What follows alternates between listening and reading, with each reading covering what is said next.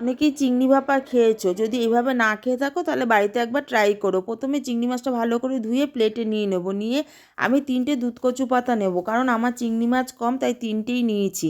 তারপর দুধকচু পাতাটাকে যতটা পেরেছি কুচিয়ে নিয়ে একটু গরম জলে ভাপিয়ে নিয়ে একটা টিফিন বাটিতে দুধকচু পাতাটা নিয়ে নিয়েছি, নিয়ে চিংড়ি মাছটা দিয়েছি, দিয়ে নুন হলুদ দিয়েছি আর সর্ষের তেল দিয়েছি। তারপরে সাদা সর্ষা কালো সর্ষা পোস্ত বেটে নিয়ে সেটাও দিয়ে দিলাম, দিয়ে ভালো করে নাড়িয়ে চাড়িয়ে এইবারে টিফিন বাটিতে সামান্য একটু জল দিয়েছি, দিয়ে তারপরে সর্ষের তেল দিয়ে কাঁচা লঙ্কা দিয়ে টিফিন বাটিটাকে ঢেকে দেবো।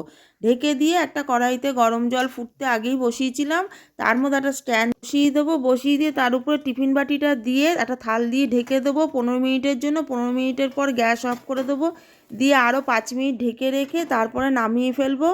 তৈরি হয়ে যাবে দুধকচু পাতার চিংড়ি ভাপা, একদম অন্য স্বাদের হয় খেতে।